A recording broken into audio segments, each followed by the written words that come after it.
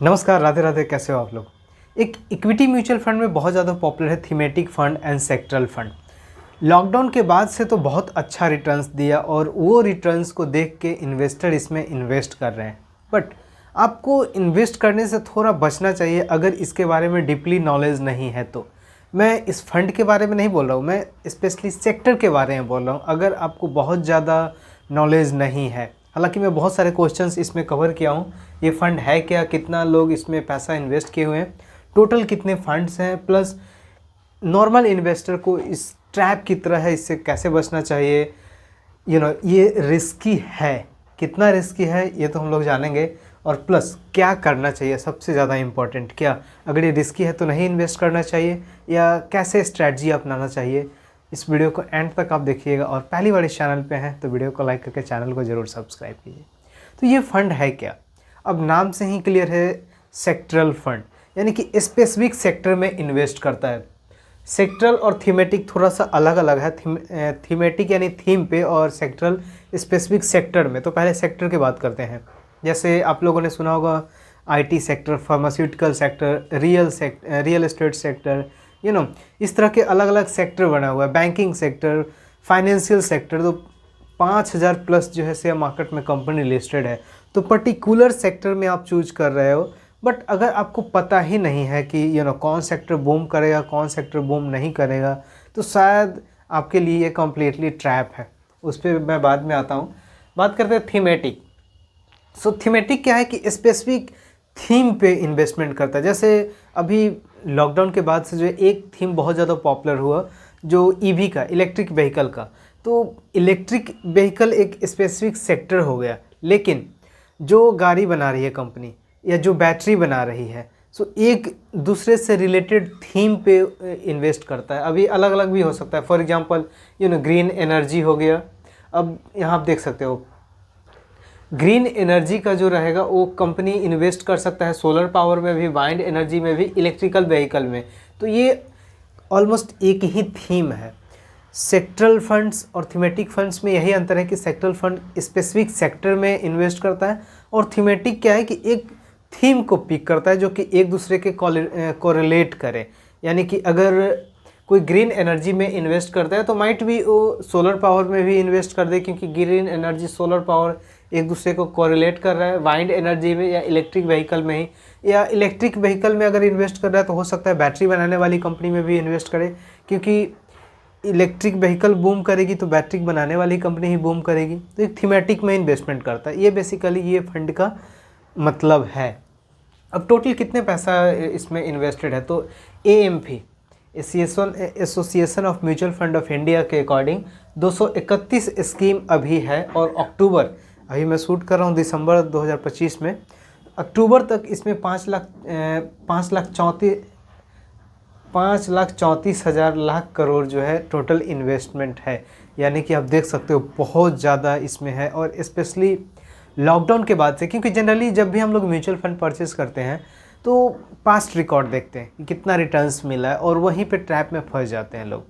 और मैं बाकी सब की बात नहीं कर रहा हूँ, स्पेशली इस सेक्टर की बात कर रहा हूँ, क्योंकि आपको एग्जैक्टली पता नहीं है कि कौन सेक्टर बूम करेगा। मैं इस पॉइंट पे आता हूँ। पहले क्यों लाइक सेक्टरल फंड या थीमेटिक फंड को एक ट्रैप की तरह देखना चाहिए। देखो, अगर आपको बेसिक नॉलेज है मार्केट की, आप शेयर मार्केट के बारे में बहुत अच्छा जानकारी रखते हो कि ये फंड अच्छा करेगा, बैंकिंग सेक्टर इस बार अच्छा करेगी, या कोई पर्टिकुलर सेक्टर बहुत अच्छा करने वाला है, तब आप उस तरह के फंड्स, उस तरह के सेक्टर को आप चूज कर सकते हो।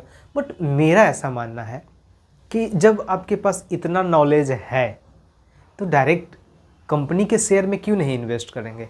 जो यहाँ पे 30-40% का मुझे फ़ायदा मिलेगा, कंपनी में इन्वेस्ट करेंगे, अगर वो कंपनी अच्छा परफॉर्म करेगी तो बहुत ज़्यादा रिटर्न्स मिलेगा। क्या ये आपको कैसा लगा ये आइडिया? अगर इस बात से सहमत है तो आप कमेंट्स में अपना सुझाव ज़रूर लिखिएगा। बट मेरा ऐसा मानना है, हालांकि हर कोई का अलग अलग सोच हो सकता है। जनरली मेरा ऐसा मानना है कि अगर आपके पास इतना नॉलेज है तब तो अच्छे कंपनी फाइंड आउट करें। हालांकि अगर आप म्यूचुअल फंड में इन्वेस्ट कर रहे हैं तो आपसे ज़्यादा बेटर नॉलेज मैनेजर के पास है, फंड मैनेजर के पास है, तभी आप इन्वेस्टमेंट कर रहे हैं। बट मेरा ऐसा मानना है कि अगर आपके पास इतना नॉलेज है कि ये इंडस्ट्री चलने वाली है, ये इंडस्ट्री नहीं चलने वाली है, तो अपना पैसा डायरेक्ट वहाँ पे इन्वेस्ट करें। बट कितना, आगे बात करेंगे हम लोग। अब ये फंड को क्यों रिस्की समझा जाना चाहिए, क्योंकि आपको एग्जैक्टली पता नहीं है कि कौन सेक्टर चलने वाला है, कौन सेक्टर नहीं चलने वाला। बहुत तरह के टर्म्स रहते हैं एक दूसरे के कॉरिलेट। अभी जैसे टैरिफ के कारण जो आपने देखा होगा, बहुत ऐसे कंपनी है जो कि अपना इंडिया से माल यूएसए में बेच रही है, वो उसका मतलब टाइट आप बोल सकते हो कि सही परफॉर्मेंस नहीं चल रहा। रीज़न ये है क्योंकि टैरिफ के कारण जो है माल इंपोर्ट एक्सपोर्ट का थोड़ा सा प्रॉब्लम मैसेज आ रहा है। अब किस सेक्टर में कौन से टर्म्स उस कंपनी पे रिलेटेड है आपको नहीं पता है, तो इससे बचना चाहिए। आप डायरेक्ट आप किसी भी fund, large cap, mid cap, small cap में आप इन्वेस्ट कर सकते हैं। वहाँ पे फंड मैनेजर की कॉल रहेगा कि वो कहाँ पे इन्वेस्ट करेगा ताकि ज़्यादा से ज़्यादा रिटर्न मिले। बट स्पेसिफिक आप ये सेक्टर को आप चूज कर रहे हो और आपको बेसिक नॉलेज नहीं है उस सेक्टर के बारे में कि कौन से फैक्टर है जो कि इम्पोर्टेंट है अगर उसका कंपनी का अप्स एंड डाउन्स होने में, तो आई थिंक उससे बचना चाहिए। आप नॉर्मल कोई म्यूचुअल फंड में आप इन्वेस्ट करें, जैसे इक्विटी कहीं है पार्ट है, मैं बोल रहा हूँ large cap, mid cap, small cap, अपने सुविधा अनुसार से। बट अगर बेसिक सेक्टर के नॉलेज नहीं है तो इससे आपको बचना चाहिए। कम्प्लीटली ट्रैप की तरह है, मेरा ऐसा मानना है। आपका क्या मानना है आप ज़रूर कमेंट्स करें। अब करना क्या चाहिए, तो अगर मुझे करना ही है इसमें तो आपको क्या करना चाहिए।